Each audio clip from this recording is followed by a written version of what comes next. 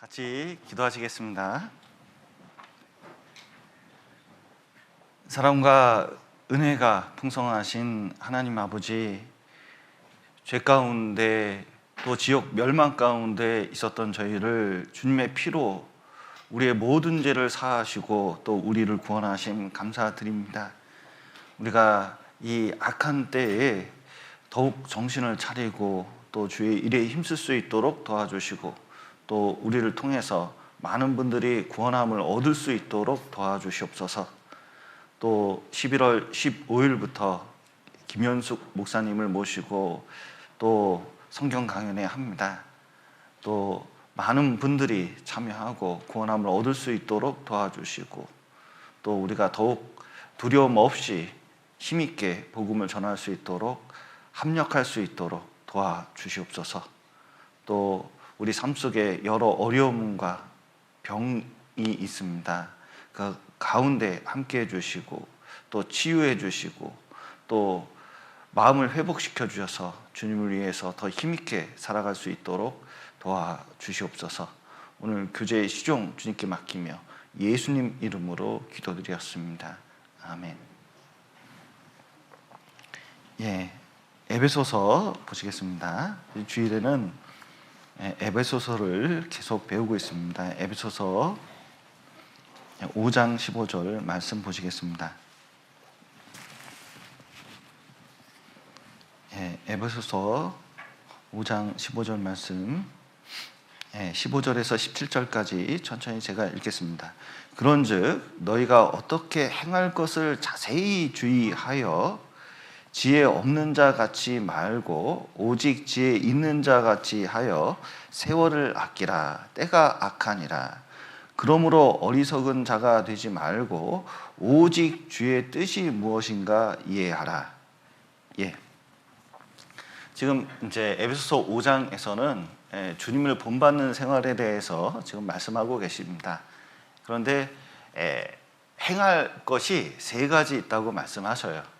그러니까 신앙생활에서 가장 중요한 것은 행하는 것이다. 그래서 사랑 가운데서 행하라. 또 빛의 자녀같이 행하라. 또 지금은 지혜로운 자같이 행하라. 그래서 구원받은 이후에 가장 중요한 것 중에 하나가 행하는 것입니다. 이게 머릿속에만 있는 것은 신앙 아닙니다. 마음만 있는 것 신앙 아닙니다. 중요한 것은 실제 말씀대로 행하는 것이 신앙이거든요. 자꾸 어떤 분은 잘못된 행동을 해놓고 내 마음은 그렇지 않다고, 사실은 마음에 있는 게 나오는 것인데 말과 행동이 마음에 있는 게 나오는 거 아니겠습니까? 말과 행동을 그렇게 해놓고 마음은 그렇지 않대요. 그 믿을 수 있을까요, 없을까요?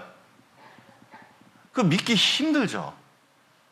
그런데 신앙생활을 하면서 착각에 빠지는 경우가 종종 있습니다. 구원받은 이후에 가장 중요한 것은 말씀대로 행하는 것입니다. 그래서 말씀대로 사는 것이 영원한 우리의 미래를 결정하게 되고, 그리고 영원히 하나님 앞에 살 때 그 영광은 잊혀지지 않아요. 또 영원히 얻을 영광도 못 받고 또 그 부끄러움 속에서 사는 사람도 분명히 있을 것입니다. 그래서 실제로 면허증을 따긴 땄는데 장롱 속에서 10년 있었어요. 운전할 수 있습니까? 못합니까? 고급 뷔페집을 갔는데 먹지를 않았어요. 10만 원짜리 고급 뷔페를 갔는데 먹지를 않았습니다. 무슨 의미가 있습니까? 알기만 하고 읽지 않는 성경, 진짜 아는 걸까요? 그리고 하지 않는 기도의 의미나 목적은 다 알아도 기도를 하지 않습니다. 역사가 일어나지 않아요. 참여하지 않는 교제의 중요성 알면 뭐합니까? 교회가 얼마나 하나님 앞에 소중한 존재인지 알면 뭐합니까? 참여하지 않는데. 말하지 않는 전도할 마음은 굴뚝하는데 말을 안 해요. 그러면 전도가 될 리가 없잖아요. 마음뿐이 다 이렇게 이제 얘기할 수 있는데 사실은 그게 신앙적인 유익을 주지는 않습니다. 그래서 적용되지 않는, 실천되지 않는 하나님 말씀은 사단도 좋아해요. 너무 기뻐합니다. 그래서 하나님께서는 계속해서 사랑 가운데서 행해라. 빛의 자녀가 됐으면 빛의 자녀와 같이 행하라.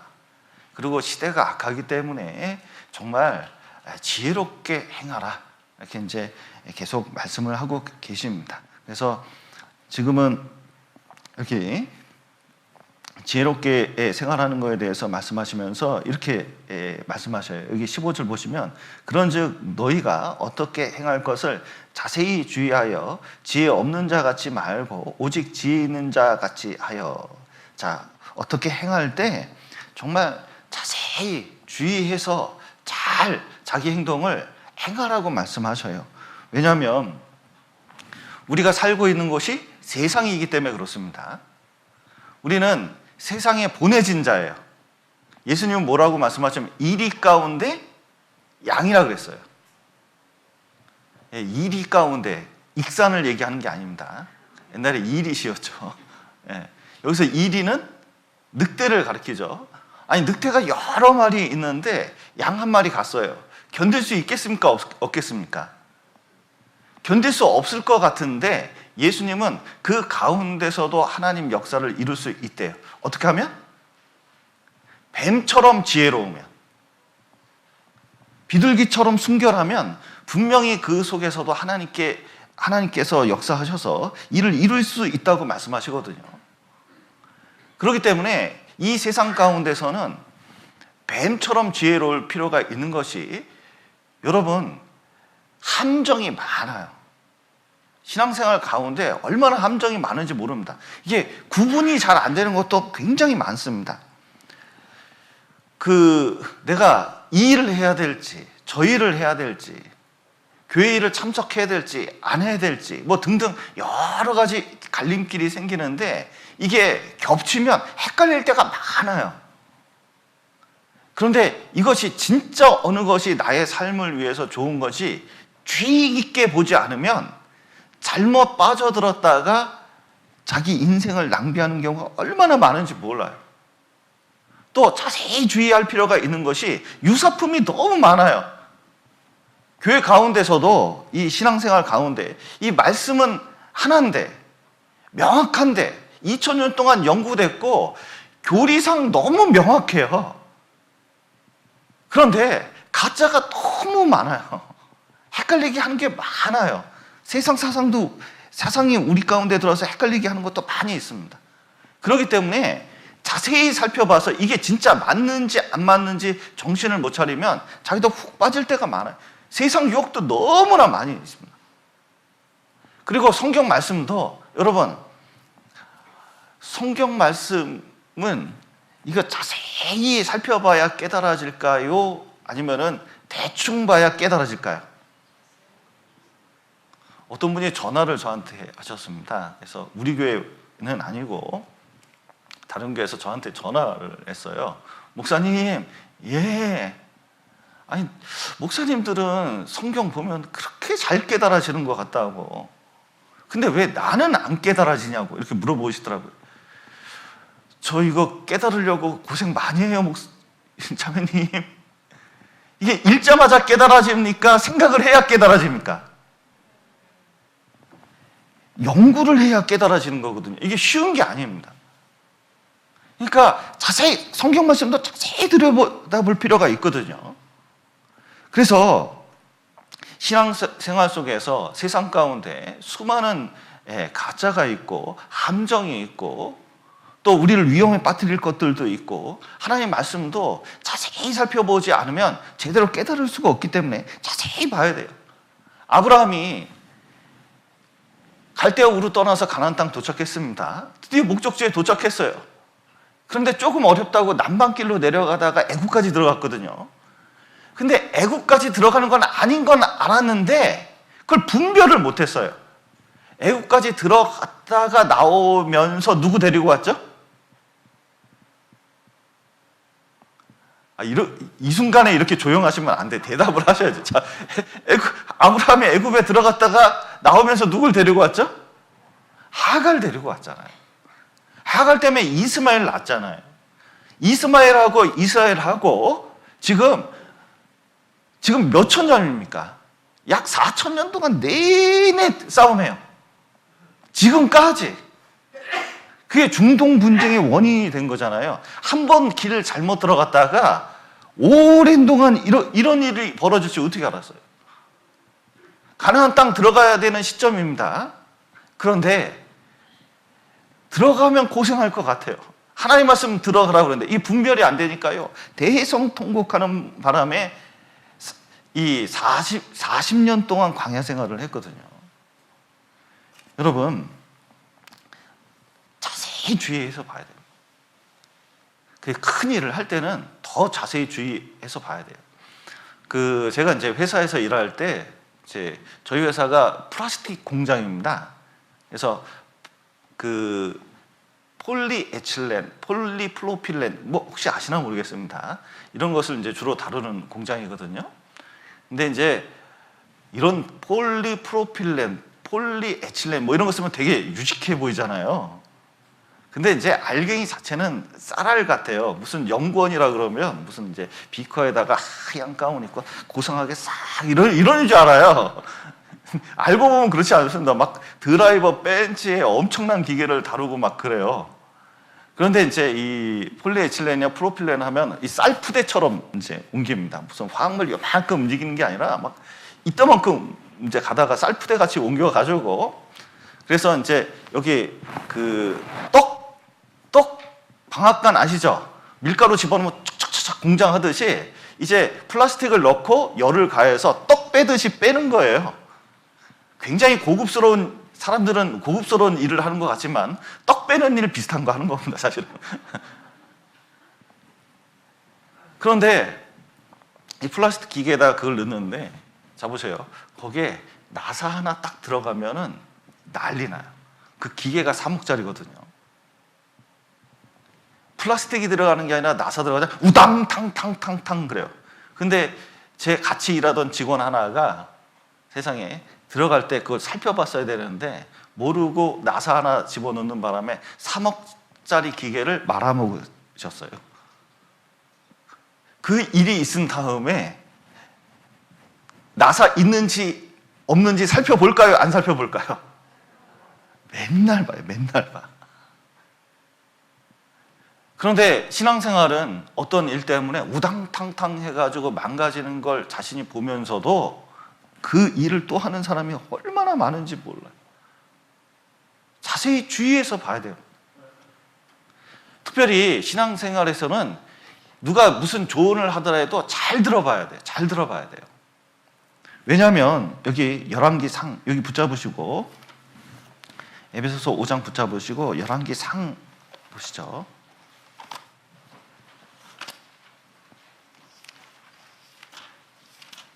13장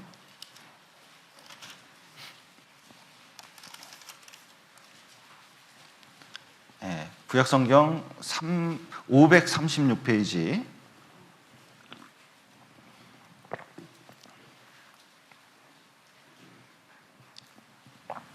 2절 한번 보시겠습니다. 여로보암이 이제 죄를 졌어요. 우상 숭배를 했습니다. 그러니까 선지자가 나타나서 이런 말을 했습니다. 2절 하나님의 사람이 단을 향하여 여호와의 말씀으로 외쳐 가로되 다나 다나 여호와께서 말씀하시기를 다윗의 집에 요시아라 이름하는 아들을 낳으리니 저가 내 위에 분향하는 산당 제사장을 내 위에 제사할 것이요 또 사람의 뼈를 내 위에 사르리라 하셨느니라 하고 여기 보면 이제 여로보암이 망할 것을 이제 확실히 예언을 했거든요.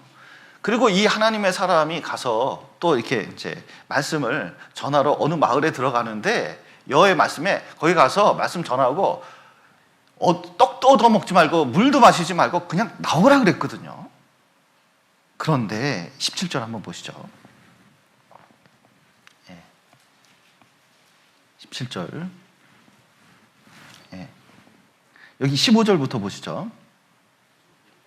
저가 그 사람에게 이르되 나와 함께 집으로 가서 떡을 먹으라. 대답하되 나는 그대와 함께 돌아가지도 못하겠고 그대와 함께 들어가지도 못하겠으며 내가 이곳으로 그대와 함께 떡도 먹지 아니하고 물도 마시지 아니하리니 이는 여호와의 말씀이 내게 이르시기를 내가 거기서 떡도 먹지 말고 물도 마시지 말며 또 내가 오던 길로 돌아가지도 말라 하셨음이로다.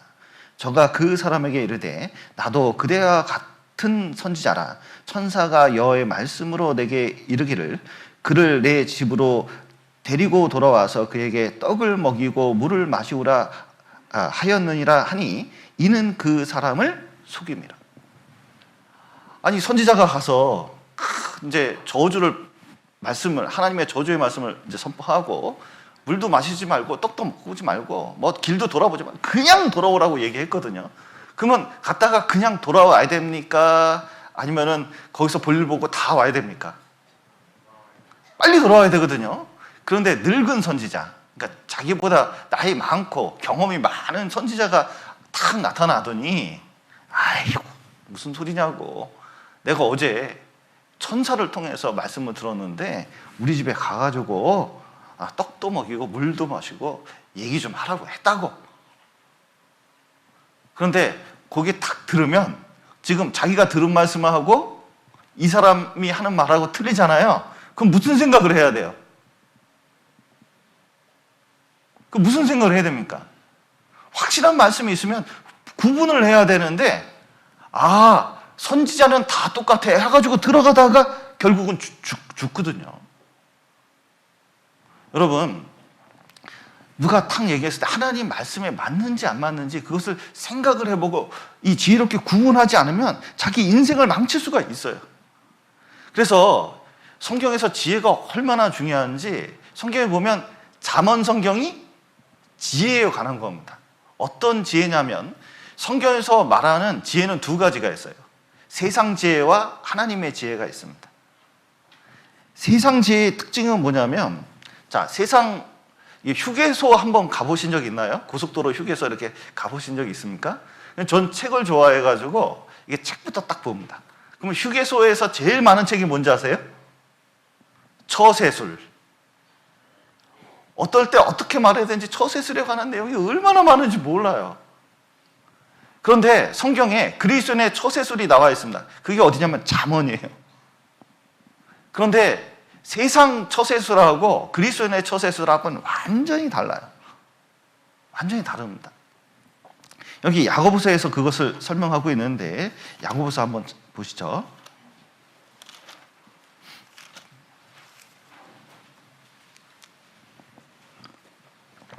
야고보서 3장입니다.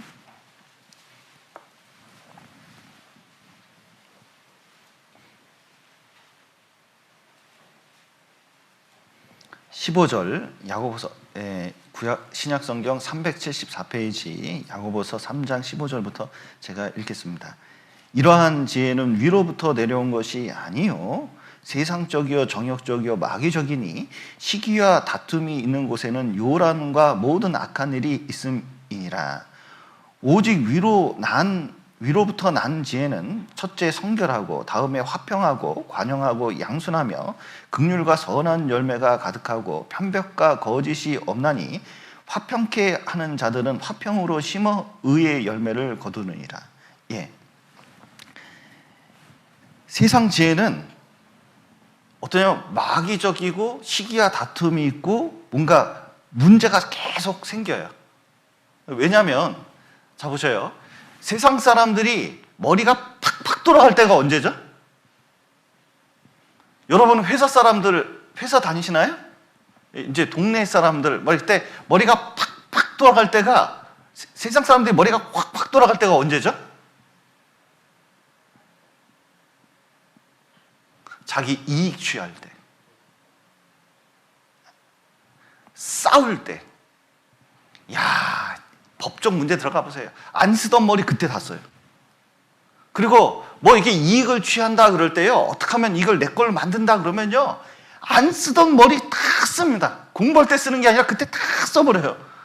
그래서 어떻게 하냐면 세상적이요 정욕적이요 마귀적이라는 것은 자기 이익을 위해서 막 다투고 시기 다툼이 일어나고 곤란이 일어나고 막 그런데 머리를 너무 많이 써요. 그래서 세상 처세술은 이렇게 얘기해요. 세상 지혜는 십자가 필요 없다. 교회 다니는 거 필요 없다. 그리고 화낼 때 화내라. 정신건강 스트레스 받으면 안 되니까 막 속에 있는 거 다 그냥 한번 해대야 자기 안 건드린다는 거예요. 그게 세상 사는 법칙이라는 거예요. 그리고 너무 솔직하지 마라. 거짓말 살짝 해라. 그래야 위기를 싹싹 넘어가는 거지. 자꾸 이런 식으로 세상에서는 가르쳐줘요. 지금 문제만 해결하면 될 것처럼. 그런데 성경에서 말하는 지혜는 뭐냐면 하나님 뜻을 이루는 지혜입니다. 그러니까 내 삶 속에서 가장 가치 있는 게 뭐냐면 하나님 앞에서 어떻게 설 거냐, 또 영원한 세계에 들어가서 내가 어떻게 살 거냐, 이게 얼마나 중요해요. 그러니까 정말 큰 지혜는 하나님 말씀을 잘 이루는, 내 생각 가운데 하나님 말씀대로 살아가는 그 지혜를 말하는 거거든요. 그 지혜는 화평하고 관용하고 양순해요. 예수님께서 지혜로우신 분입니다. 지혜 그 자체가 예수님이라고 할 수 있죠. 그런데 예수님께서는 어떻게 마음을 쓰셔요? 죄인을 구원해서 이 십자가를 통해서, 이 십자가가 하나님의 지혜입니다. 십자가를 통해서 구원받아가지고 의인이 되게 하는 게 이게 보통 지혜가 아니에요. 이 하나님의 모든 지혜가 십자가에 있는 거거든요. 그러니까 얼마나 거룩합니까? 또 마음을 떠보는 거기 때문에 얼마나 참 귀한지 몰라요. 그리고 어떻게 하냐면 이방인하고 유대인하고 어떻게 해서든 하나로 만들려고 그래. 화평해요. 그러니까 진짜 지혜로운 사람은 형제자매 간에 조금 거시기 알죠? 거시기 할 때 어떻게 해요? 또 착 해가지고 화평하게 잘 이끄는 분이 이게 진짜 지혜로운 분이에요. 편나누는 게 지혜로운 게 아니라 화합을 하는 게 지혜로운 거라는 겁니다. 그리고 자기를 내세우는 게 아니라 양순해서 부드럽게 나가는 게 하나님 보시기엔 굉장히 지혜로울 때가 있거든요. 그래서 하나님의 지혜와 세상 지혜는 엄청난 차이가 있어요. 특별히 하나님께서는 지혜를 소중히 여기는데 자면 성경 전체가 그걸 말하는데 어떤 사람이 지혜로울 수 있냐? 자, 공부를 많이 해야 지혜로울 수 있냐? 아니라는 거예요. 그리고 눈치가 빨라야 지혜로울 수 있냐? 아니라는 거예요. 어떤 사람이 가장 지혜로울까요? 여기 잠언 1장을 보시죠.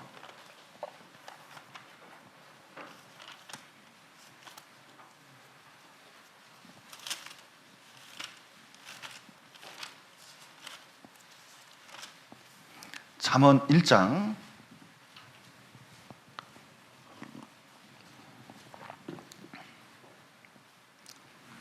1장 8절입니다. 1장 7절, 8절 제가 읽겠습니다. 여호와를 경외하는 것이 지식의 근본이오늘 미련한 자는 지혜와 훈계를 멸시하느니라. 내 아들아, 내 아비의 훈계를 들으며 내 어미의 법을 떠나지 말라. 무엇이 지혜예요? 하나님을 경외하는 게 지혜입니다. 정말 하나님을 경외하고 말씀을 순종하는 게 진짜 지혜라는 거예요. 이제 연말이 다가오니까 이제 어떤 사람이 집에 두 종이 있었대요. 그래서 이제 이 두 종에게 30년 동안 집에서 이제 일을 했기 때문에 이제 내보낼 때가 됐어요. 내보내는데 갑자기 밤에 이 두 종에게 새끼를 꼬라고 그랬습니다. 내일 내보내줄 테니까 새끼 꼬라 그랬어요. 또 월급도 다 쳐서 줄 테니까 새끼 꼬라고. 그런데 최대한 가늘고 길게 꼬라 그랬거든요. 그랬더니 한 부지런한 종은 내일 가는데 오늘 밤새도록 새끼를 쫙 가늘게 길게 꽈요. 그런데 한 종은 내일 가는데 새끼 꼬는 게 뭐예요? 그냥 새끼를 대충 탁 꽈가지고 이제 한꺼번에 꺼놓고 놔두고 내일 간다. 그러고 이제 자고 있는 거예요. 아침에 탁 일어나서 니네들이 우리 집에서 얼마나 고생했냐. 자, 여기 엽전 탁 그냥 얼마나 많이 그냥 엽전을 탁 보여주면서 그 새끼에 끼워 넣을 만큼만 가져가라는 거예요. 그랬더니 밤새도록 가늘고 길게 꼰 사람은 어떨까요? 그 돈 다 자기 거예요. 막 신났어요. 막. 그리고 가늘고 두껍고 짧게 대충 한 중은 어떡할까요? 아물껴도 들어가야지. 그러니까 나중에 결과를 딱 보니까 누가 지혜로웠어요? 예, 전날까지만 해도 내일 가는데 저 새끼 꼬고 있다고 막 그렇게 욕했을 건데 딱 결과를 보니까 말을 들은 종이 훨씬 지혜로운 거예요. 여러분, 하나님 말씀을 듣는 게 지혜로운 겁니다. 근데 하나님 말씀을 듣지 않잖아요. 분명히 일을 치르는 경우가 종종 생겨요. 여러분, 교사가 할 때에도 어떤 아이가 가장 지혜로운지 아세요? 말씀을 들을 때 잘 듣고 실천하려는 애들이 있어요. 이렇게 딱 듣고 막 이렇게 잘 이해하려고 노력하는 애들이 있어요. 이 애들은 나중에 보면 엄청 지혜로워요. 똑똑해요. 그런데 애들 중에 참 여러분, 초등학생들하고 상대해보면 참 재밌습니다. 3, 4학년 때가 제일 구원받기 좋아요. 5학년 때 되면은 얘 진짜 이제 조금 이제 세상물 들어갔어요. 6학년 되잖아요. 수업 시간에 어떻게 하는지 아세요? 저학년부터 9학년까지 딱 했으면 6학년들은 앞에 오지도 않아요. 저 뒤로 가요. 그래놓고 뒤에서 벽 기대고 거의 말년 병장이에요. 그래서 해가지고 이러고 들어. 야, 6학년짜리가 그러니까 말을 잘 듣겠습니까? 안 듣겠습니까? 꼭 안 듣더라고. 안 듣는 애들이 꼭 생활이 어려움을 당하는 경우가 많이 있어요. 그러면 이렇게 말씀 전하면서도 잘 듣는 애들이 진짜 잘하겠다 이런 생각이 들어요. 그리고 안 듣는 애들은 제대로 의의할 거고 그런 생각이 듭니다. 그런데 신앙생활에 지혜롭게 사는 방법 중에 하나는 말씀을 잘 듣고 순종하는 거거든요. 특별히 구원받은 사람들은 진짜 지혜로운 사람이에요. 세상 가운데 서울대 나온 게 부러운 게 아니에요. 서울대 내봤자 세상 사는 방법 그거 익힙니다. 지금 뭐 대선 국민의힘 대선 주자 중에 한 분은 수능 전국 1등 했대잖아요. 그런데 하는 말을 들어보면 저분이 참 똑똑하다고 생각을 했는데 말하는 거 보면 수세에 몰리니까 정말 이상한 말 많이 하는구나. 진짜 이게 그때 깨달았어요. 말씀을 준비하면서 이게 세상 지혜하고 이게 하나님 말씀 따라 사는 사람하고 이게 차원이 틀리다. 그러니까 이 세상에서 가장 지혜로운 사람은 구원받은 사람이 일단 가장 지혜로운 거예요. 이게 진짜 우리는 이게 엘리트 집단입니다. 이게 보통 지혜로운 게 아니에요. 한번 보세요. 옆에 있는 사람이 진짜 똑똑하다고 생각하고 한번 쳐다봐 주세요. 진짜 이게 보통 지혜가 아니에요. 이게 지혜로운 거예요. 구원받은 사람이 지혜로운 거라니까. 이 하나님 말씀 깨닫는 게 보통 일이 아니에요. 왜냐하면 자 보세요. 답 알고 문제 풀면 전교 150등 하던 애가 답을 알고 문제를 푸니까 전교 1, 2등 해요. 물론 이제 법정에서 문제가 됐죠. 그런데 구원받은 사람은 인생의 답을 아는 사람이에요. 뭐가 답인지 알아요. 그러니까 답을 아니까 인생이 너무 명확하고 확실해요. 어떻게 구원받아서 천국 가는지, 또 인생이 뭔지, 무엇이 더 옳은 것인지 인생의 답을 갖고 있다니까요. 그러니까 이게 서울대 나와도 모르는 것을 구원받은 사람은 너무 명확하게 알고 있으니까 이거 진짜 지혜로운 사람이에요. 또 생명이 귀한지를 알잖아요. 그리고 어떻게 건지는 걸 알잖아요. 이게 보통 지혜로운 사람이 아닙니다. 여러분 솔로몬 보셔요. 솔로몬이 지혜의 왕입니다. 진짜 지혜로운 왕이에요. 근데 솔로몬 왕이 지혜롭게 행한 거 딱 한 가지 들자면 이거예요. 여기 기생 2명이 왔어요. 근데 둘 다 애를 낳는데 애를 낳은 지 얼마 안 됐습니다. 근데 기생이 자다가 이게 창기가 자다가 자기 아이를 엎었어요. 그러니까 이게 자다가 이렇게 잠버릇이 고약한가 보죠. 이렇게 탁. 이게 잠버릇 고약한 사람하고 자기가 참 그렇더라고요. 이게 어떤 전도인하고 같이 이렇게 자는데 잠버릇이 너무 고약해가지고 자는데 한 번 뒹굴더니 제 쪽으로 오더라고요. 갑자기 뒹굴더니 저를 이렇게 더듬어요, 이렇게. 그래서 그 다음부터는 밀고 가방을 놓고 잤습니다. 근데 그때 이해가 가더라고요. 이러다가 애가 있으면 진짜 치겄다 이거. 그런 여자였던 것 같아요. 근데 애가 다음날 일어나보니까 죽었어요. 죽으니까 이 옛날에는 아들은 이게 제일 귀했거든요. 이 세상에서 이렇게 귀한 아들이 없어요. 자기 이제 생계수단이기도 합니다. 나중에 아들이 자기를 봉양하기 때문에, 과거에는. 그러니까 아들이 얼마나 귀한지 몰라요. 그런데 죽은 거예요. 근데 한쪽은 살고 한쪽은 죽었는데 이 애 엄마가 옆에 있는 애기하고 자기 애기하고 바꿨어요. 그래서 아침에 일어나서 죽은 애기가 네 애기다, 산 애기가 내 애기다, 난리가 났어요. 막 싸우는 거예요. 근데 다른 사람들은 애기를 본 적이 있어야지. 난 지 하루 이틀밖에 안 됐거든요. 그러니까 엄마만 아는 거예요, 자기 애기. 여러분, 애기가 난 지 하루 이틀 돼도 제 애기인지 아닌지 엄마들은 압니까, 모릅니까? 요즘은 모를 것 같아, 자꾸. 요즘은 자꾸 애기 낳자마자 다 이동을 하니까. 근데 옛날에는 안고 있으니까 이게 자기 애기 알거든요. 그런데 재판이 생긴 거예요. 이게 난감한 거예요. 그땐 유전자 검사도 없고, 갓 태어난 애기 엄마 얼굴하고 비슷한지 안 비슷한지 이거 알 수도 없고, 어떤 게 내 애기인지 남의 애기인지 알까?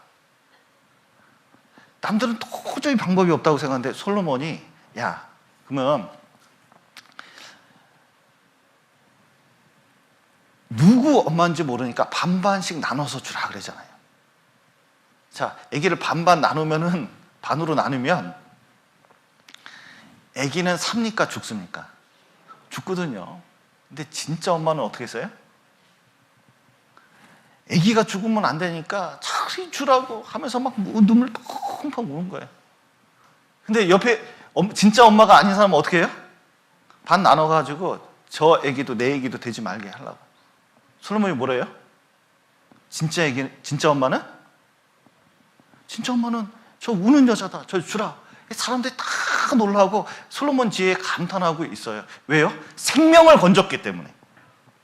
그러니까 솔로몬이 지혜롭다고 하는 것은 언제 지혜로운 거냐면 우상 섬길 때가 아니라 진짜 생명을 건지고 자기 온 지혜를 다했을 때 그게 참 지혜라고 사람들이 생각을 하는 거예요. 그것도 지금도 회자되고 있는 겁니다. 그런데 우리 마음과 지혜를 다 어디다 쓰는 게 진짜 지혜냐? 복음 전하는데, 생명 건지는데. 여기 쓰면요, 이게 보통 지혜가 아니에요. 하나님께서 그것을 굉장히 귀중하게 생각을 합니다. 특별히 진짜 마음을 알아내는 지혜를 쓴 사람이 최근에 있습니다. 거의 솔로몬의 지혜에 방불한 것 같아요. 어떤 사람이 신문에 광고를 냈어요. 광고를 냈는데 아버지를 팝니다, 이렇게 광고를 냈습니다. 아버지를 판다. 왜냐 봤더니 세상에 중풍병자에다가 치매까지 걸렸다는 거예요. 그래서 치료비를 감당하고 뭐 하는데 도저히 감당이 안 돼서 우리 아버지 데려갈 사람 내라. 그러니까 막 지역사회가 난리가 났어요. 세상에 이런 호로 자식이 있냐, 이게 무슨 일이냐. 광고를 냈는데 어떤 사람이 자기가 아버지로 모시겠다고 이렇게 전화를 걸었어요. 1만 달러에 사는 거예요. 1,000만 원 정도 내고 아버지를 사는 거예요. 그래서 전화를 했길래 이거 1,000만 원 내는 거고 이 치료비도 들어가고 중풍 환자고 그리고 치매도 걸렸기 때문에 진짜 모실 수 있냐? 근데 진짜 자기가 모실 수 있다. 왜냐? 했더니 우리 부부는 고아로 태어났다는 거예요. 고아원에서 자라는데 정말 어렸을 때보다 간절한 마음이 뭐냐면 부모님 한번 모시고 싶다는 거예요. 그런데 그럴 기회가 없었는데 보니까 정말 이 어려운 분을 성심을 다해서 아버지처럼 한번 모시고 싶다는 거예요. 간절한 마음이 있다는 거예요. 그래서 이제 결국은 연락이 돼가지고 이제 오라 그랬어요. 근데 오는데 쭉 주소를 찾아가는데 깜짝 놀랐어요. 부자 동네로 들어가는 거예요? 아니 근데 주소 딱 앞에 보니까 집이 너무나 큰 거예요. 아니 이런 부잣집에서 이야 세상 말세가 됐네. 세상에 자기 모시기 싫다고 이렇게 큰 부잣집에 있으면서도 아버지를 파는구나. 야 말세다. 그리고 이제 하고 들어갔거든요. 근데 이제 안에 그 집사가 있고 거기에 이제 노 신사가 하나 있는 거예요. 그런데 다시 얘기하는 거예요. 이분은 진짜 중풍병자고 치매가 있기 때문에 $10,000 받고 내가 보내주긴 하지만 이게 진짜 이거 모시기 쉽지가 않다. 근데 이 두 부부가 정말 이 세상 있는 동안에 한 사람 제대로 섬기고 싶다. 진짜 아버지 진짜 되고 싶다. 모시고 싶다. 이렇게 이제 얘기를 하니까 그럼 계약서 쓰자고 딱 해가지고 계약서를 썼습니다. 이 계약서 딱 쓰고 난 다음에 이 노신사가 싹 웃으면서 그 아버지 될 사람이 자기라는 거예요. 자기는 자식들이 다 교통사고로 죽고 자기가 혼자만 남았는데 정말 이 재산, 이 엄청난 재산을 관리할 수가 없고 이제 이거 누구한테 줘야 되는데 진짜 자기를 섬기는 자식한테 주고 싶었다는 거예요. 그런데 지금 딱 사인했으니까 당신들은 내 자녀가 됐으니까 자 아들아 집에 있는 애들 다 데리고 와서 여기서 같이 살자. 이렇다는 유명한 내용이 있거든요. 여러분 뭘 알려고 하는 거예요? 마음. 여러분 세상 사람들에게 하나님께서 십자가를 주셨습니다. 십자가를 주셨어요. 왜 십자가를 주셨냐면 구원을 받아 천국에 가는데 진짜 하나님을 사랑하고 천국을 사모하는 사람에게 줘야 돼요. 뭐 여기 돈 주고 천국 들어갈 수가 없잖아요. 똑똑해서 천국 들어갈 수가 없잖아요. 중요한 것은 진짜 하나님께 마음이 있냐, 구원받을 마음이 있냐, 하나님 앞에 자기 존재를 깨닫느냐, 이게 되게 중요하잖아요. 그러니까 그거 아는 표가 뭐예요? 십자가예요. 십자가 딱 깨닫고 구원받잖아요. 진짜 내가 죄인이고 진짜 하나님 은혜가 무엇인지 진짜 깨닫는 사람이거든요. 그리고 우리를 하나님 자녀 삼아 주신 것입니다. 그래서 십자가가 하나님 지혜일 뿐만 아니라 또 그걸 전해서 구원받게 하는 것이 진짜 하나님의 놀라운 지혜 중에 하나입니다. 그래서 진짜 지혜로운 사람은 여기 마태복음 7장 한번 보시죠.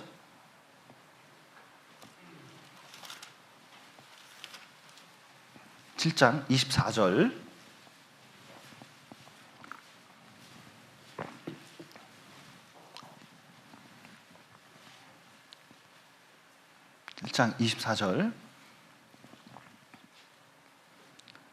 그러므로 누구든지 나의 이 말을 듣고 행하는 자는 그 집을 반석 위에 지은 지혜로운 사람 같으리니 그랬는데 말씀대로 살고 또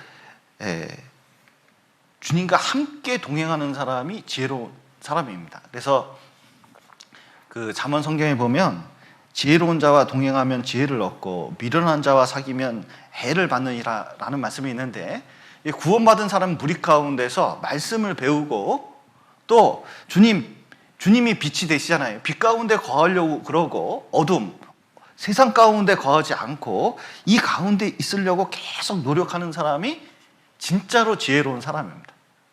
그리고 우리 세상 살아가는데 진짜 이 지혜롭게 살아가는데 가장 중요한 것 중에 하나가 뭔지 아세요? 기도하는 겁니다. 그래서 솔로몬은 지혜의 왕이 된 비결이 뭐예요? 기도하는 겁니다. 여기 야고보서 한 군데만 보죠.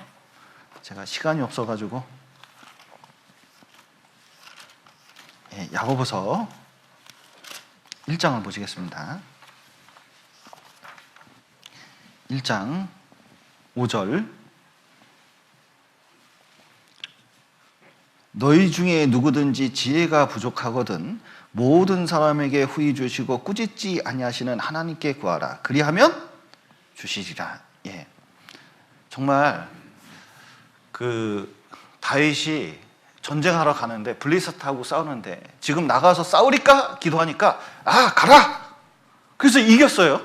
근데 똑같은 전쟁이 또 일어났어요.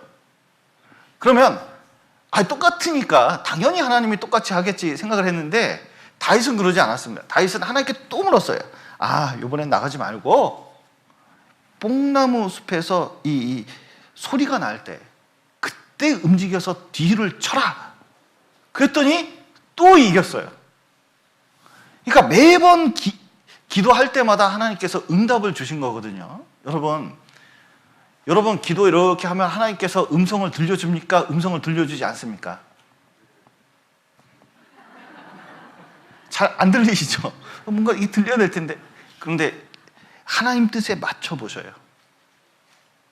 이 성경 말씀을 깨닫게 해달라고 하고 그리고 말씀을 달라고 하면 분명히 보여주십니다. 하루하루 성경을 읽는 이유가 거기에 있어요. 그러면 인도되게 돼 있어요. 지혜롭게 사는 방법이 거기서 나오게 됩니다. 그래서 항상 기도와 말씀 속에서 지혜를 얻으시는 것이 중요합니다. 특별히 신앙생활 가운데 지혜롭게 사는 생활, 여기 이제 에베소서에서 첫 번째 말씀하는 것은 이겁니다. 에베소서 다시 돌아가시죠. 5장.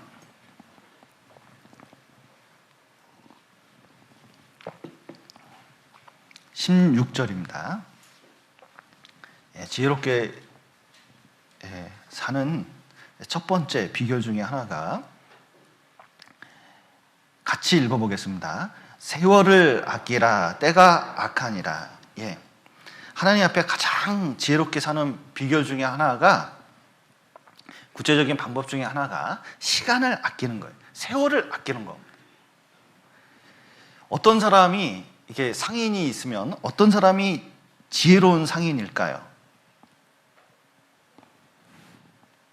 물건이 쌀 때 구입해가지고 비쌀 때 파는 사람이 그 지혜로운 상인이겠죠.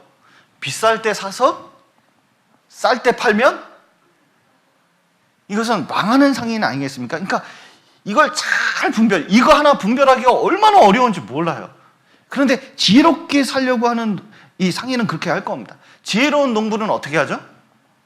때를 알아요.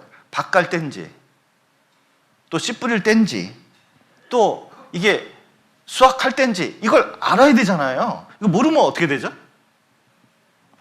큰일 납니다. 어떤 분이 제가 그냥 고추 딴다고 안 나오고 깨 딴다고 안 나오고 뭐 이렇게 얘기했더니 깨 딸 때는 좀 봐달라고 그러더라고요. 이 깨가 쏟아질 때는 이게 되게 위험하대요. 이거 반드시 따야 된대요. 그런데 어쨌든 농부는 어때요? 언제 어느 때에 건질지 아는 사람이잖아요. 지혜로운 학생은 뭡니까? 언제 어떻게 공부해야 할지 아는 학생이거든요. 아니 내일 수학 시험 보는데 오늘 영어 공부하고 있네. 성적 나옵니까 안 나옵니까? 평소에 했으면 모르겠는데 이 학생이 평소에 했어도 다음날 공부할 거 보통은 공부하죠. 시간 관리를 못하면 지혜로운 학생이 아니에요. 그런데 구원받은 사람도 마찬가지입니다. 구분이 안 돼요. 말씀 듣는 시간에는 뭐 해야 돼요? 말씀을 듣는 게 중점이에요. 그런데 내내 그 말씀도 안 보다가 말씀 듣는 시간에 그때서야 스마트폰이에요. 그때서 일정 짜고 있어요. 그때서 딴 거 하고 있어요. 다른 걸 보고 있어요. 그러니까 듣는 말씀이 없어요. 그러니까 변화가 일어나지가 않아요. 그리고 기도할 시간에 기도하지 않아요. 그리고 교제할 때 교제하지 않아요. 교제할 때 형식적으로 참석하고 그냥 시간만 때우다가 가는 학생들도 있어요. 그러니까 신앙생활이 뭐가 되겠습니까? 교회에서 전도 집회 하는지도 몰라요. 내가 참여해야 되는지 참여해야 되지 말아야 되는지 그것도 몰라요. 그리고 교회에서 어떤 봉사를 해야 교회가 점점 세워질지 그것도 관심이 없어요. 그러니까 신앙생활 속에서 나중에 되면 천국에 가서 껄 그런다잖아요. 그때 전도할 걸. 그 사람 그때 보면 그때 전도했으면 구원을 받았을 텐데 시기 놓쳐서 못했네. 그때 신앙생활 할 걸. 천국 와서 보니까 신앙생활하면 엄청난 영광이 있는데 그때 그것을 잃어버려서 이걸 놓쳤구나. 그때 상담해서 진짜 마음을 신앙생활에 둘 걸. 어떤 분이 어떤 목사님하고 저쪽 그 심판 갔다가 올라오는 중이었대요. 차에 타는데 이 고속도로 옆에 넓은 그 땅이 하나 보였대요. 꽤 넓은 땅이 보였는데, 목사님 저거 보시라고, 저거 보시. 저 땅이 내 거였다고. 그런데 얼마 전에 이게 경제적으로 너무 어려워서 결국은 저거 딱 매각했는데, 매각하자마자 그 다음 해에 거기에 보시면 개발된다고 이게 나가지고 땅값이 그냥 폭등을 한 거예요.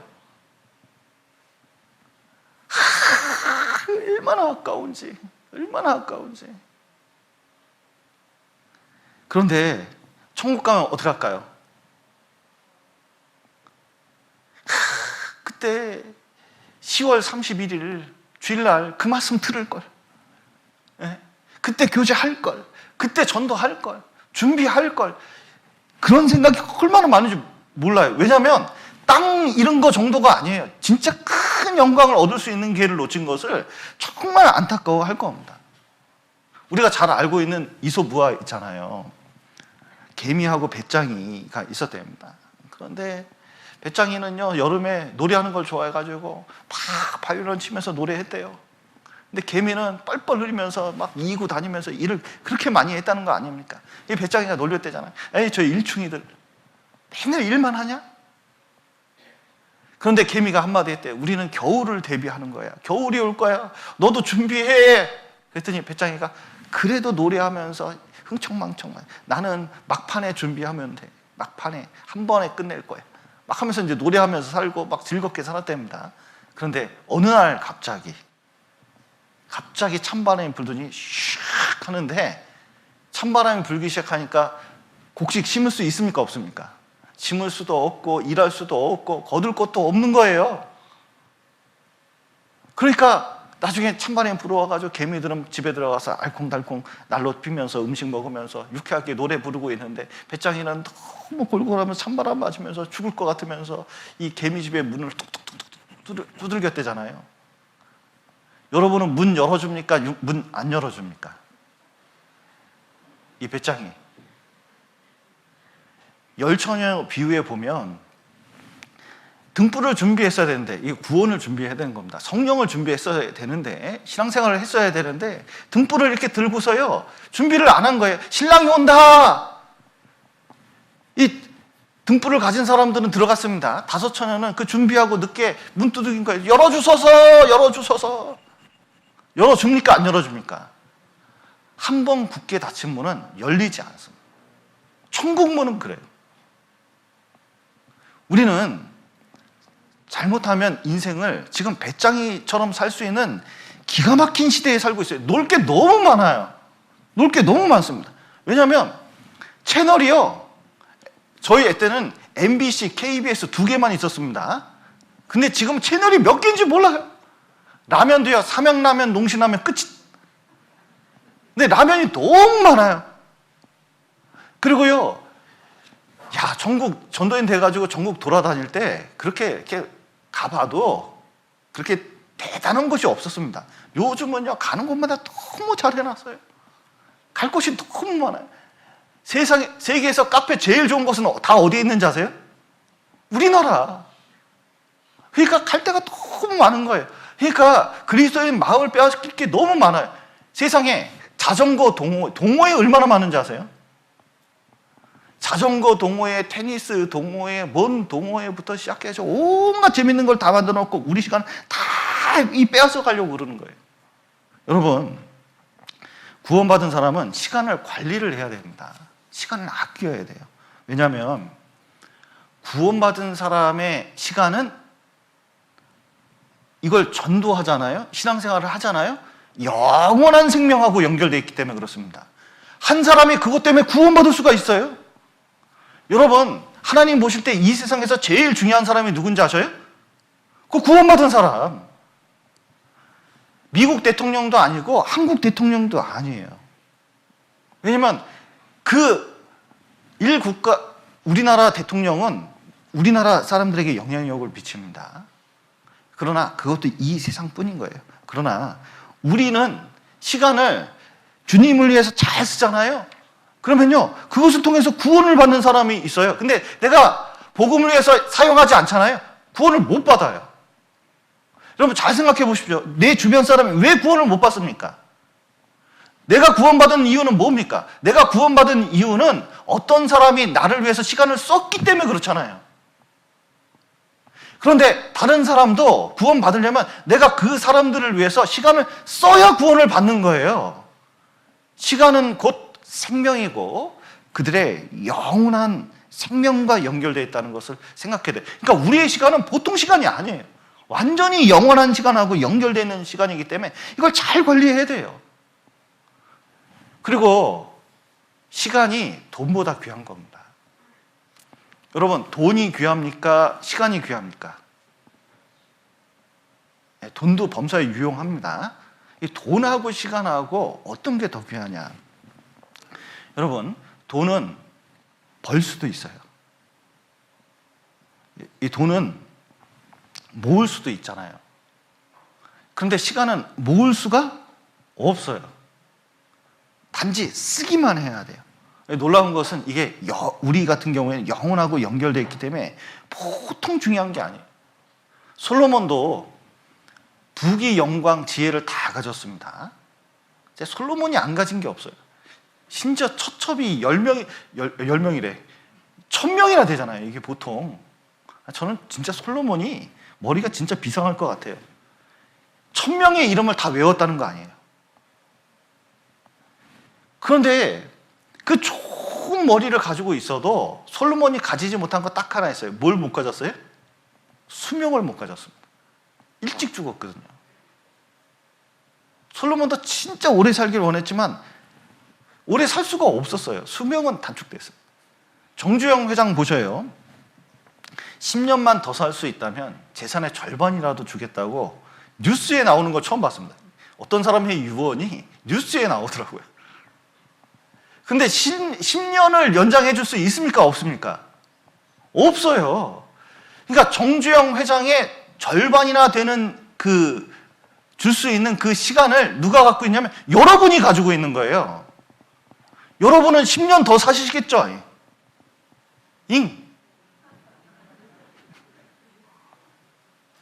옆에 분을 보셔야 좀 10년은 더 살겠잖아요? 네. 10년을 더 산다면 정주영 회장보다 솔로몬이 가진 재산보다 훨씬 가진 거라고 할 수가 있습니다. 그런데 이 귀한 시간을 헛되이 써요. 낭비하면서 씁니다. 여러분, 어떤 사람이 길을 가는데 뒤에다가 막 금을 떨어뜨리고 다녀요. 이렇게 막 금을 떨어뜨리고 다녀요. 이렇게 신났어, 막 금을 떨어뜨리고 다녀요. 그러면 사람들이 뭐라 그래요? 아이, 미친 사람이 다 있나 생각할 거 아니에요. 그런데 금보다 더 귀한 시간을 막 흘리고 낭비하고 써버리고 시간을 죽인다 그러잖아요. 심지어 시간을 주기까지 해요.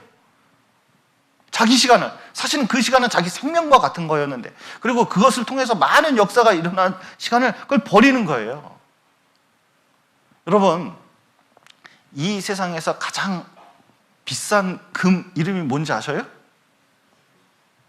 지금. 그러니까 신앙생활 하는데 가장 중요한 것이 지금 시간을 어떻게 사용하느냐가 굉장히 중요해요. 보라, 지금은 은혜 받을 만한 때요. 보라, 지금은 구원의 날이로다. 이렇게 말씀하셨는데 지금이 주님을 위해서 어떻게 쓰느냐가 중요해요. 그래서 지금 전도하느냐, 지금 전도하지 않느냐, 지금 성경을 읽느냐, 지금 기도를 하느냐, 이게 얼마나 중요한지 몰라요. 내일 자꾸 계획 세우지 마세요. 내일은 내 게 아니에요. 어떻게 내일이 내 거라고 장담할 수가 있습니까? 무슨 일을 어떻게 당할 줄 알고. 최근에도 이렇게 얘기 들어보면요, 교통사고로 죽은 사람도 있고, 지인 중에. 또 어떤 분은 갑작스럽게 병원에 걸려가서 이제 병원에 들어가시는 분도 있고, 갑작스럽게 돌아가시는 분도 있어요. 근데 나라고 장담할 수가 있어요? 여러분, 그리스도인들은 자꾸 이게 앞에 뭐가 있다고 미래 일을 너무 시간이 많이 남았다고 생각하는 것도 착각이고 뒤의 일을 너무 돌아보는 것도 이게 문제가 있어요. 앞만 보고 진짜 정신 차리고 가는 게 너무 중요합니다. 그리고 왜 시간을 관리해야 되냐면 이 마귀가요 우리 시간을 빼앗으려고 합니다. 여기 한번 보시면 에베소서 5장 16절 세월을 아끼라 때가 악하니라 이렇게 이제 되어 있는데 지금 때가 너무 악해요. 그래서 그 시간을 너무 갉아먹는 게 많이 있습니다. 미국 사람들은 75세까지 평균 TV 시청을 10년 동안 한대요. 그러니까 하루에 5시간씩 평균 이게 계산을 해보면 10년을 그냥 텔레비전 보는데 쓰는 거예요. 여러분 생각을 해보십시오. 어떤 그 사람이 병원에 갔어요. 근데 이제 병원에 갔더니 그 1년 정도 사시겠네요. 그러면 여러분 의사가 갑자기 여러분 진단표를 딱 건강검진 1년마다 하잖아요. 1년 정도 사시겠어요. 그러면요 여러분 무슨 생각 들겠습니까? 충격이죠. 근데 실제로 우리가 살 것을 생각을 한번 해보셔요. 지금 여러분 인생 얼마나 남으셨습니까? 인생 얼마나 남으셨습니까? 50년 남았다고 생각을 해볼까요? 50년 남았다고 생각해 볼까요? 50년 너무 긴가요? 자, 풀로 쓸 수 있는 거 30년 남았다고 생각을 해보죠. 30년. 그러면 30년 남은 것 중에 그 중에 3분의 1은 없어졌어요. 왜냐하면 잠자요. 그게 20년 남았죠. 20년 남은 것 중에 세수하고 밥 먹고 하는 시간들이 있습니다. 밥 먹는데 1시간 걸리잖아요. 그러면 하루에 3시간은 쓰잖아요. 그러면 20년 중에 그 또 얼마 빠져요. 그리고 공부하고 어쩌고저쩌고 쭉 해가지고 실제로 내가 쓸 수 있는 시간은 얼마냐? 이거 한번 집에 가서 계산해 보세요. 딱 1년 정도 대충 나옵니다. 그러니까 대부분 진짜 자기가 손에 넣고 내가 쓸 수 있는 그 소중한 시간은 얼마밖에 안 되냐면 1년 정도밖에 안 돼요. 그리고 그 1년밖에 안 되는 그 시간을 어디다 쓰냐면 헛된 데 다 낭비하면서 쓰는 거예요. 특히 마귀가 어떠냐면 세대가 악하기 때문에 그것을 막 뺏어갑니다. 뺏어가요. 때가 악하다는 것은 뺏어가요.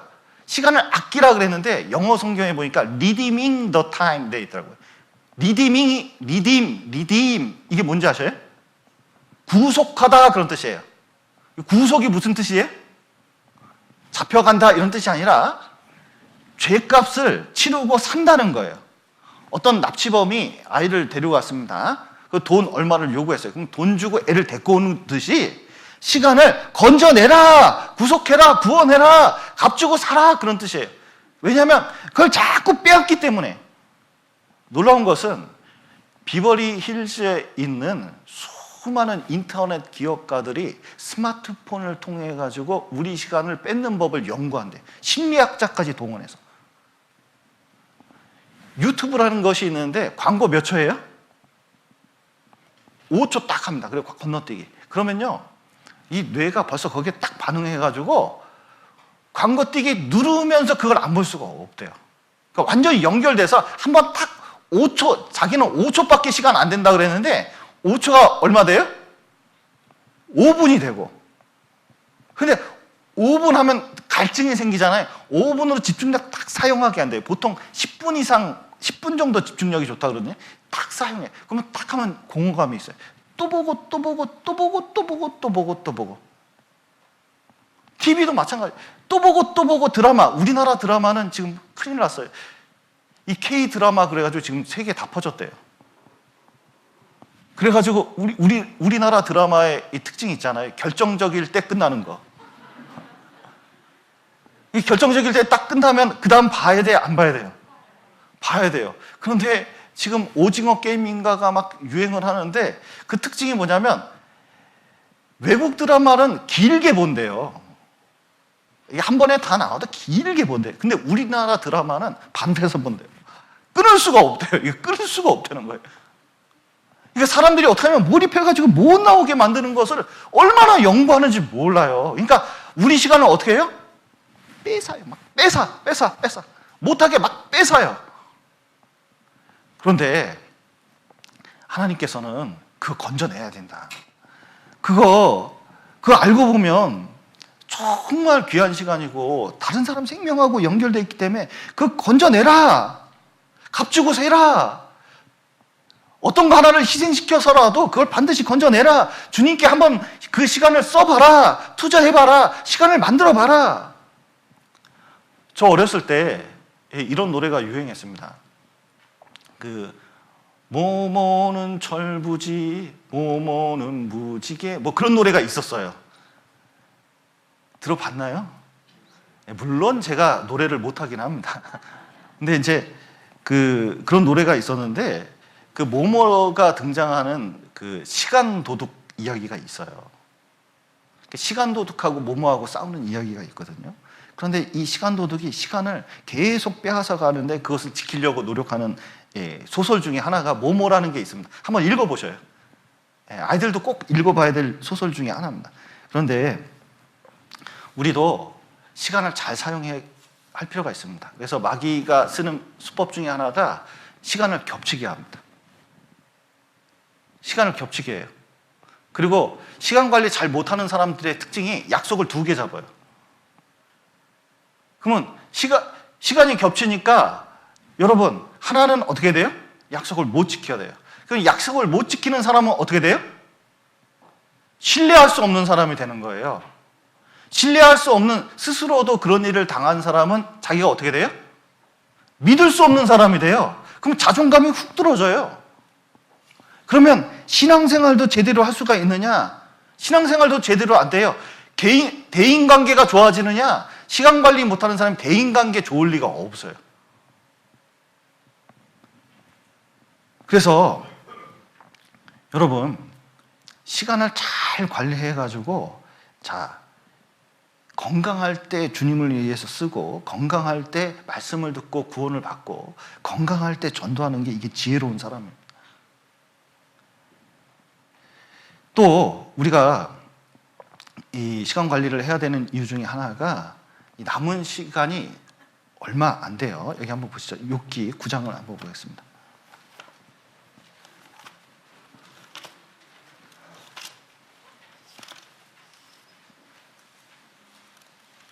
9장, 욥기 9장 25절 26절입니다.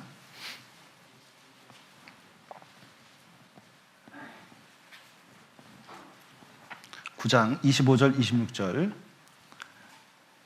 나의 날이 체부보다 빠르니 달려감으로 복을 볼 수 없구나.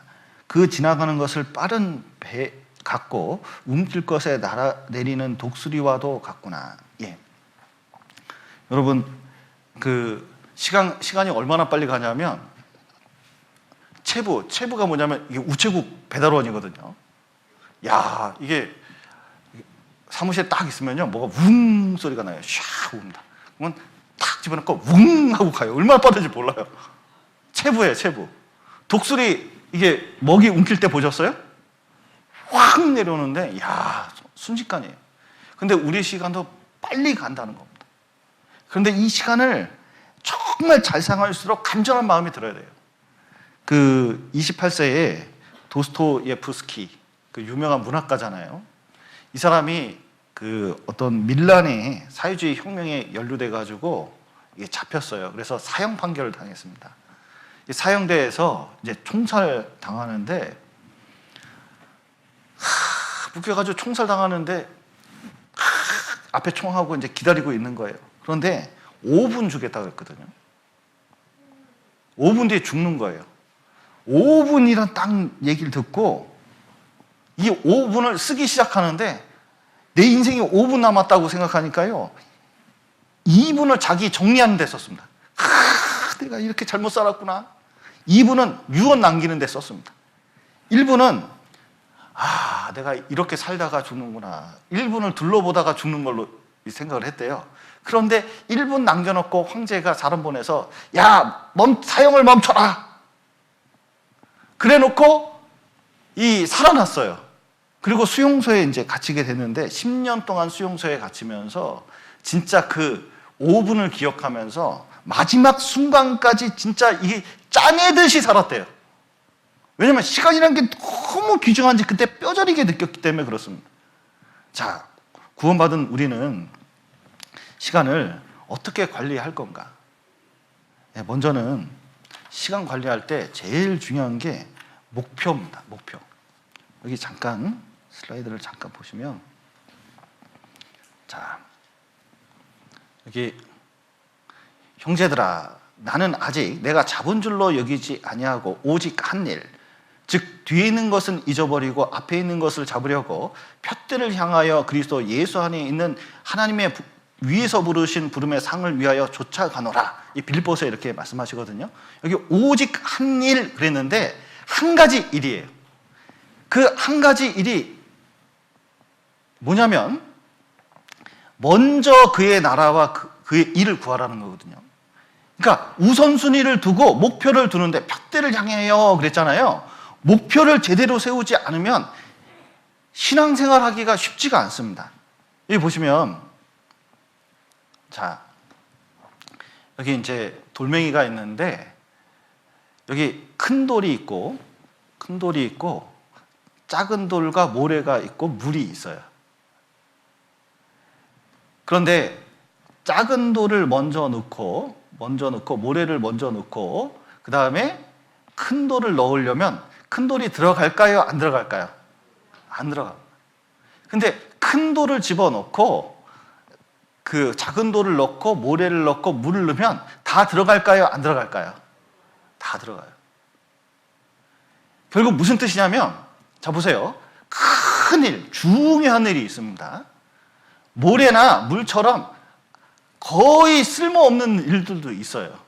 그런데 중요한 일을 먼저 하지 않으면 다 쓸데없는 일에 신경 쓰게 돼 있어요. 그러면 아무리 중요한 일을 하고 싶어도 중요한 일을 할 수가 없습니다.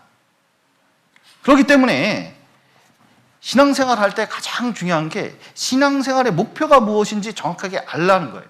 그래서 여기 에베소서 다시 한번 보십시오. 에베소서 5장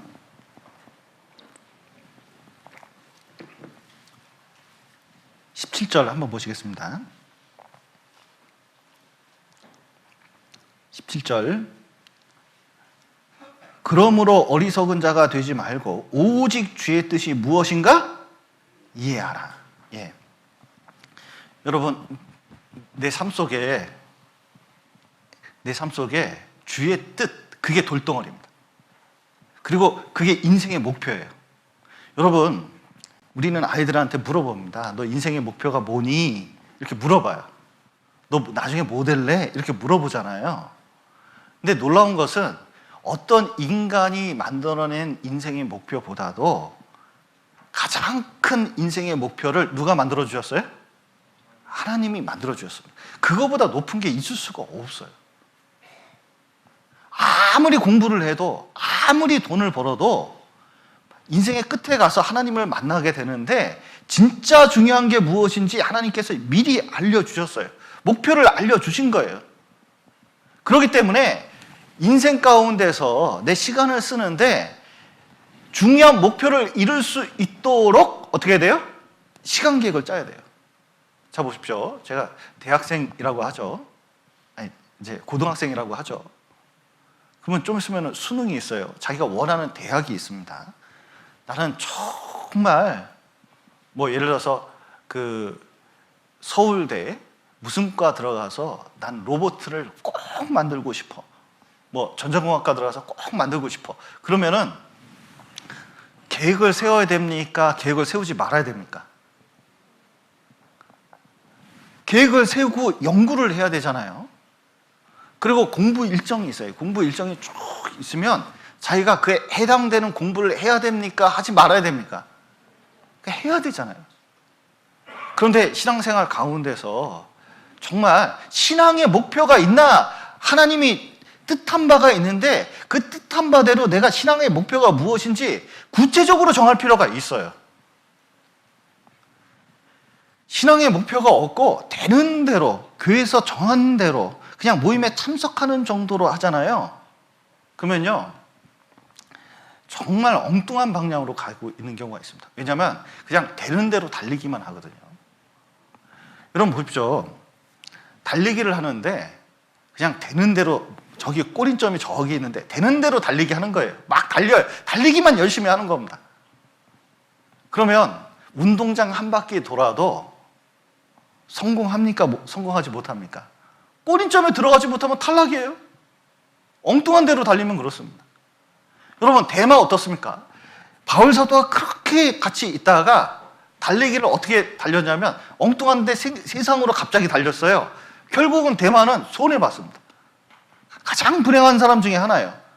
사울 보십시오. 사울은 이스라엘 왕이 됐어요. 직분도 얻어가지고 정말 주님께 유용하게 쓸 수 있는 사람이었습니다. 그런데 자기 목표는 주님의 뜻하고 틀렸어요. 어디로 가는 거죠?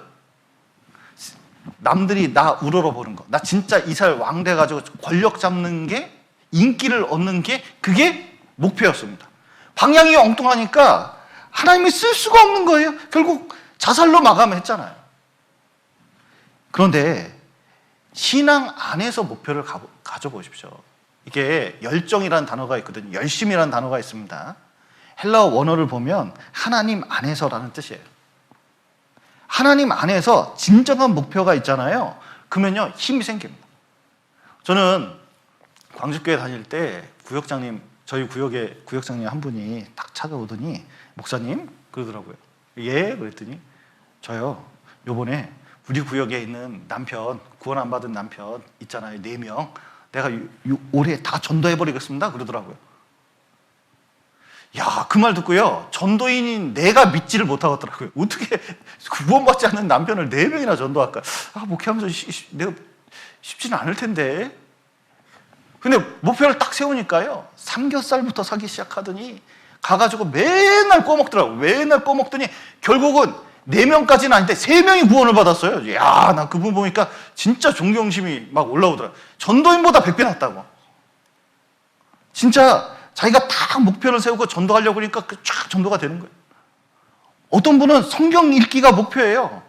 나는 주님 앞에 가면 반드시 성경을 내가 1년에 한 번씩 읽었다는 것을 내가 하나님께 보여드리겠다. 그런데 읽었다는 걸 어떻게 보여드릴 거냐? 나 쓴다. 그래가지고 컴퓨터로 써요. 그러면 그분 어떠냐면요, 내가 볼 때마다 컴퓨터로 성경 쓰고 있어요. 맨날 성경 쓰고 있어요. 자기 마음속에 아예 각인을 시키겠다고 딱 목표를 한 거예요. 어떤 분은 기도를 하는데 목표가 있어요. 내가 올해는 반드시 우리 할머니를 전도하겠다. 내가 반드시 누구를 전도해야겠다. 그래서 그거 붙잡고 내내 기도해요. 이 기도하면요, 주님께서 역사를 만들어 주거든요. 어떤 분은 모임에 대한 목표가 있어요. 우리 구역을, 아니면 우리 교회를 내가 반드시 내가 어떻게 해야겠다. 이런 목표를 가지면, 선한 목표를 가진 분이 있어요. 그러면요, 지각 안 합니다. 지각 안 해요. 저 청년 때요, 제가 자랑하려고 하는 건 아닙니다. 그 청년 때 목표가 하나 있어요. 결코 모임에는 늦지 않겠다. 내가 어떤 일이 있더라도 이건 늦지 않겠다. 이런 목표를 세웠거든요. 그러니까 거기 가서요, 교회 가면 제가 제일 먼저 와 있어요. 그 문도 제일 먼저 열어요. 그리고 딱 하면서 오면은 교제해요. 그러니까요, 그게 나한테 얼마나 도움이 되는지 몰라요. 그런데 목표, 신앙적인 목표를 딱 세워놓잖아요. 그러면요, 삶이 단순해져요. 제가 그렇습니다. 여러분 보셔요.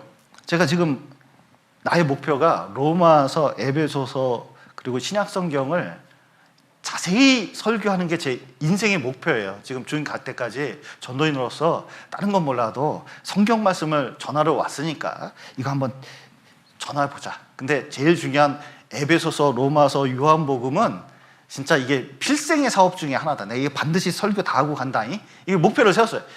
가능하면 내가 신약 성경을 다 설교하고 가려고 지금 마음에 굳게 결심을 했거든요.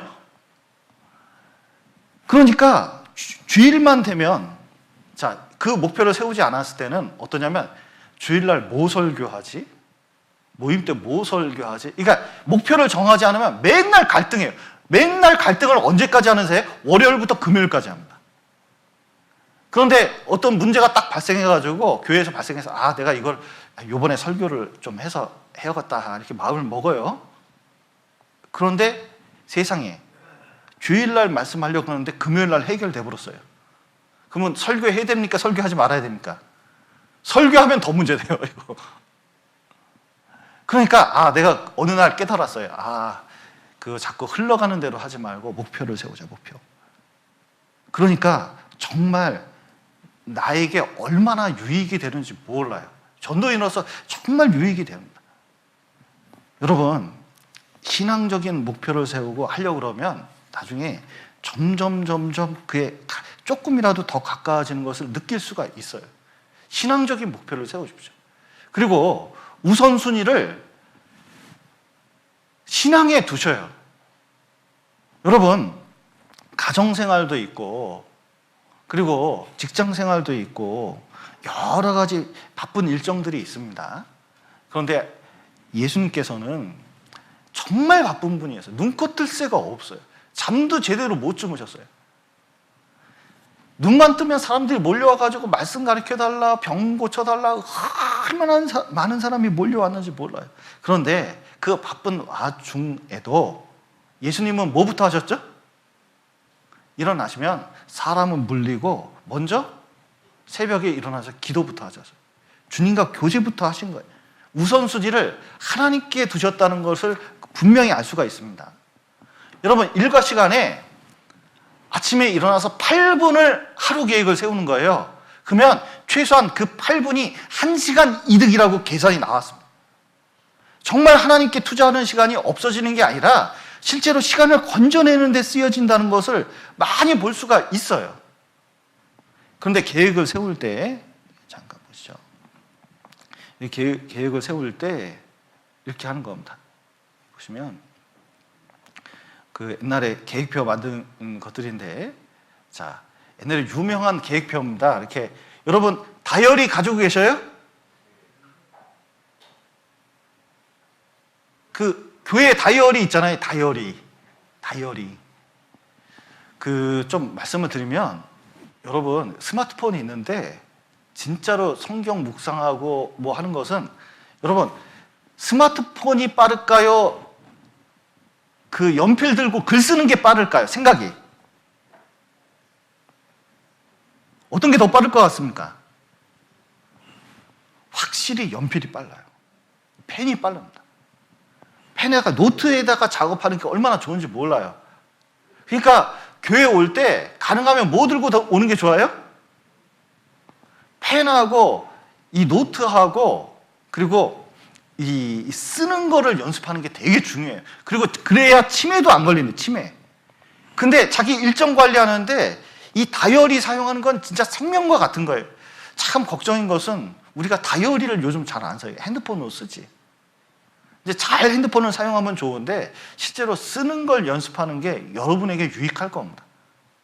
그런데 쓸 때 잘 보셔요. 먼저 목표를 세울 때 이게 중요합니다. 아이고, 이게 안 보이면 안 되는데.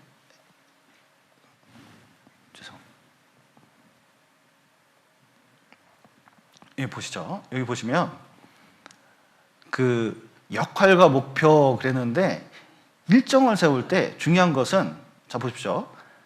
하나님 아들로서 말씀, 기도, 그 다음에 말씀과 기도와 교제와 여러 가지 것들이 있잖아요.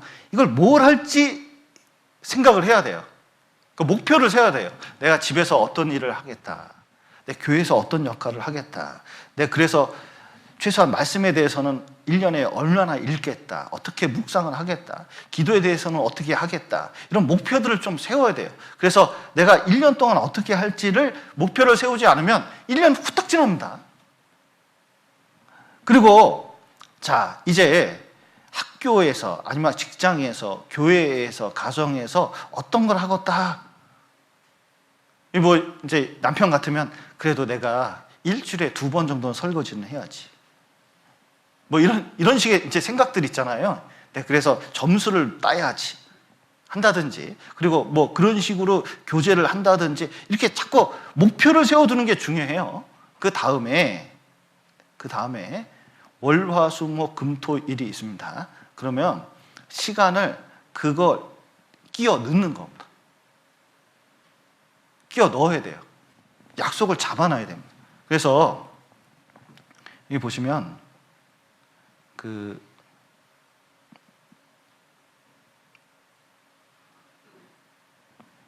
보시죠. 여기 보시면 아침 시간을 어떻게 쓸지, 그 다음에 낮에 어떻게 할지, 그 다음에 저녁에 어떻게 할지, 이렇게 이제 되어 있는데, 자기가 일을 하고 구체적으로 어떻게 할지를 구체적으로 집어넣는 것이 얼마나 중요한지 모릅니다. 그래서 나를 주 안에서 계수한다고 하는데, 한번 하나하나 좀 집어넣어 보셔요. 그러면 실제로 그 세상에서는 초관리 운동 같은 거 하거든요. 이 초관리 운동이 뭐냐면, 자, 여러분이 이제 사장님입니다. 근데 직원들이 일을 하는데 이렇게 일을 하는 거예요. 일하다 말고 나가서 화장실 가고, 일하다 말고 나가서 커피 마시고, 일하다 말고 나가서 담배 피고 그러는 거예요. 근데 어떤 사장님이 그걸 모아봤더니 그게 하루에 1시간 정도 된대요. 이래저래. 근데 1시간 정도 되면 그걸 나중에 8시간 일해가지고 월급을 주는 거 해가지고 초당 얼마씩인가 해봤더니 그때 당시 2원이었어요. 근데 1시간이면 7,500원 정도 나간다는 거예요. 그러니까 너무 아깝잖아요. 그러니까 시간 관리를 잘해야 돼. 그러니까 일할 때는 일하게. 그러니까 미국 사람이 잘하는 것이 이거예요. 우리나라 사람들은 늦게까지 일 시켜 먹습니다. 제가 회사 다닐 때요, 야, 진짜 그때 당시는요, 퇴근을 누구에게 알리지 마라, 이거예요. 왜냐? 퇴근이 없어. 그냥 계속 회사에 압박해가지고 사람을 일 시켜 먹으려고 하는 거예요. 그런데 우리 직원 하나가 이탈리아 가서 같이 이제 협조하려고 가서 일을 하는 거 봤더니, 이 사람들은 점심시간 딱 빼놓고는요, 무지하게 바쁘게 일한대요. 왜냐면 퇴근 시간 전까지는 그냥 딴 거 안 하고 일만 집중해서 딱 한다는 거예요. 그거 보고 많이 감동을 받았대요. 왜냐면 우리는 너무 느슨하게 일을 하니까 집중력이 없어요. 그러니까 늦게까지 일을 해야 되는데 걔네들은 집중력 있게 한다는 거예요. 그런데 우리도 좀 시간을 주를 위해서 좀 들여보면 좋을 것 같아요. 그래서 농사일을 하시는 분들이 많은데, 난 농사일이 이렇게 바쁜 건지 몰랐어요. 죄송합니다. 농사일이 이렇게 바쁜 건지 몰랐어요. 그래가지고 농사철 되고 전도할 때 되면요, 야, 참 이게 긴장을 해요. 야, 이게 농사철하고 이게 맞추면 이게 어떻게 되냐, 이거 큰일 나겠다, 이런 생각이 들어요. 그런데 농사일을 너무 크게 해버리면은 자기가 신앙생활하기도 너무 힘들어요. 일을 많이 만드니까. 그리고 웬만하면 시간을 세상하고 쓰는데 너무 낭비하지 마셔요. 그래서 동네 게장 같은 거 있잖아요. 게장은 모르겠는데 뭐죠? 개모임 이런 거 만들지 마셔요. 그리고 주동적으로 뭐 할 필요 없어요. 그래서 가능하면 우리가 신앙생활에 집중하고 시간을 써서 시간을 아껴가지고 한 사람이라도 건져냈으면 좋겠습니다. 같이 기도하시겠습니다. 사랑과 은혜가 풍성하신 하나님 아버지, 이 죄 가운데 있었던 저희를 주님의 피로 구원하시고 또 몸된 교회 가운데서 교제할 수 있도록 도와주심 감사드립니다. 이 시대에 시간을 낭비할 수 있는 많은 것들이 있습니다.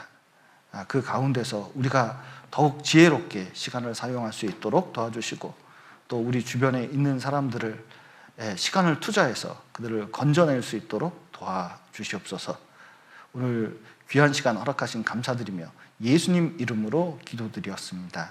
아멘.